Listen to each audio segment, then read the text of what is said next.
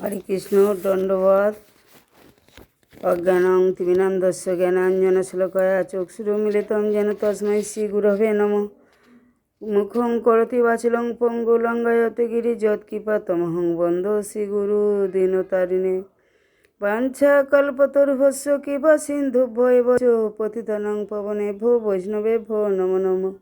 শ্রীকৃষ্ণ চৈতন্য প্রভু নিত্যানন্দ শ্রী অদ্বৈত গদাধর শিবাসাদি গৌর ভক্তবৃন্দ। রাধারানী ইউটিউবে কথা চ্যানেলের পক্ষ থেকে আমি পুতুল রানী দাসী ইউটিউবের ভক্তবৃন্দদেরকে বলছি, আমি যে ভাগবত কথা শ্রবণ করাচ্ছি আপনারা শ্রবণ করুন, সাবস্ক্রাইব করুন, শেয়ার করুন, লাইক করুন, সঙ্গে থাকুন। হরে কৃষ্ণ। নারায়ণ নমস্কৃত্যং নরস্যৈব নরোত্তমং দেবীং সরস্বতী ব্যাসেন ততো জয়মুদীরয়েৎ।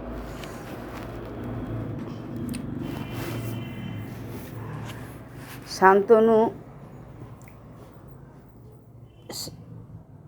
গঙ্গাদেবী এদিকে সাপ মুক্ত করিয়া স্বস্থানে প্রেরণ এবং আর এই ভাব অবলম্বন ইতি অষ্টবসু অন্যতম দ্যুতি, ইনি তোমার পুত্ররূপে রহিলেন। অপর সকলকে আমি উদ্ধার করিয়াছি, আমার কার্য শেষ হইয়াছে। দেবী অন্তর্হিতা হলেন।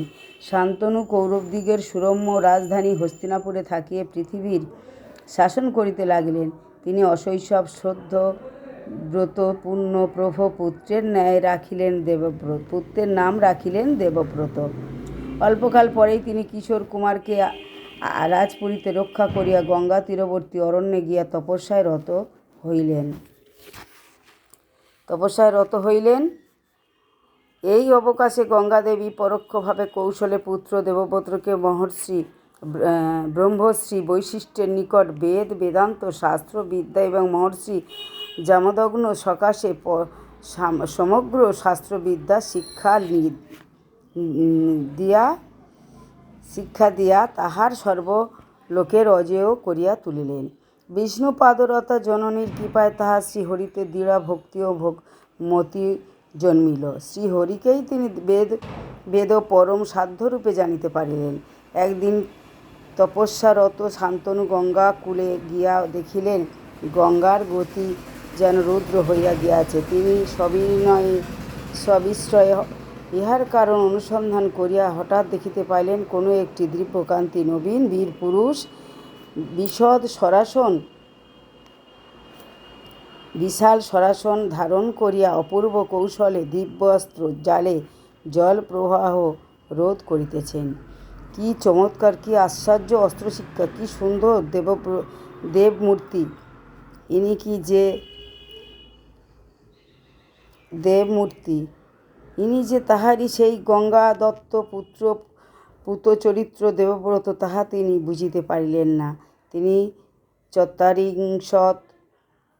৪৪ বৎসর তপস্যা করিতেছেন। পুত্র শিশু দেখিয়া আসিয়াছিলেন, চিনিবেন কেমনে? এই সময় স্বয়ং গঙ্গাদেবী দেবাত্মা দেবব্রতের হাত ধরিয়া তপস্যায় সংযত শান্তনুর সম্মুখীন হইলেন। রাজা তাহাকে দৃষ্ট পূর্বা বলিয়া চিনিতে পারিলেন না। এই মূর্তি তাহার সেই মানবী মূর্তি নহে, দেবী মূর্তি। ভাগ্যবান মহারাজ দেবী জ্ঞানে তাহার পাদবন্দনা করিলেন। গঙ্গাদেবী কহিলেন, মহারাজ, ইনি তোমারই পুত্র দেবব্রত। আমি ইহাকে সর্ববিদ্যায় সুশিক্ষিত করিয়া সকলের অজেয় করিয়াছি। তুমি পুত্রসহ গৃহে গমন করো। তোমার কর্ম এখনও শেষ হয় নাই। দেবী অদৃশ্য হইলেন। মহারাজ ও পুত্রসহ হস্তিনাপুরে প্রত্যাগমন করিলেন। তথায় শুভক্ষণে পুত্রকে যুবরাজ্যে অভিষিক্ত করিয়া তাহার উপর রাজ্য শাসন ভার দিয়া পরম সুখে কাল যাপন করিতে লাগিলেন। কিন্তু হায়, সেই দুরাত্মা ভোগ লালসা, সেই সর্বগ্রাহিণী রাক্ষসী যে তাহাকে ব্রহ্মলোকচ্যুত করিয়া ভূলোকে আনিয়াছে, সেও তো আজও তাহারই সঙ্গ ত্যাগ করেন নাই। সেই আবার তাহাকে রমণীর রূপে মুগ্ধ করিয়া বদ্ধ করিল। রাজা একদা যমুনা তীরে ভ্রমণ করিতেছেন। এমন সময় আবার এক অমর কন্যার ন্যায় রূপবতী যুবতী তাহার দৃষ্টিপথে পতিতা হইলেন। তাহার অঙ্গ সৌরভে বন আমোদিত হইয়াছে। জিজ্ঞাসা করিয়া জানিলেন, কামিনী দাসরাজ ধীবরের পালিতা কন্যা। কুমারী পিতার আদেশে ঘাটে তরণী বাহন করিতেছে। শান্তনু আর ধৈর্য ধারণ করিতে পারিলেন না। তিনি তখন দাসরাজের ধীবরের সন্ধান লইয়া তৎসকাশে উপস্থিত হইলেন এবং কন্যাটিকে প্রার্থনা করিলেন। দাসরাজ বলিলেন, যদি আপনি ধর্মপত্নীরূপে আমার কন্যা সত্যবতীকে প্রার্থনা করেন তবে আমি আপনাকে কন্যা সম্প্রদান করিতে পারি, কিন্তু আপনাকে প্রতিজ্ঞা করতে হবে যে এই কন্যার গর্ভে যে পুত্র হইবে তাহাকে এই রাজসিংহাসন দান করিবেন। শান্তনু স্মরস্বরে একান্ত পীড়িত হইলে ও তাহার সর্বগুণান্বিত পুত্র দেবব্রতকে স্মরণ করিয়া ধীবরের প্রস্তাবে সম্মত হইতে পারিলেন না। অতি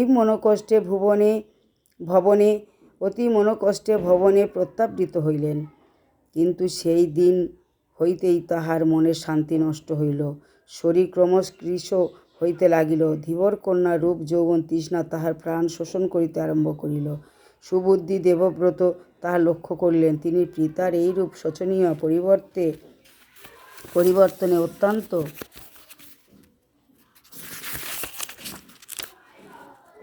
অত্যন্ত ব্যথিত হইলেন। তখন তাহার কারণ অনুসন্ধান করিয়া ধীবর কন্যার কথা অবগত হইয়া পিতার আকাঙ্ক্ষা পূর্ণ করিতে বদ্ধপরিকর হইলেন। অবিলম্বে মহামতি দেবব্রত পাত্রমিত্র মন্ত্রী সহ সেই দাসরাজ ধীবর ভুবনে উপনীত হইলেন। দাসরাজ তাহাকে যথোচিত সমাদর অভ্যর্থনা করাইয়া বসাইলেন। আসন গ্রহণ করিয়া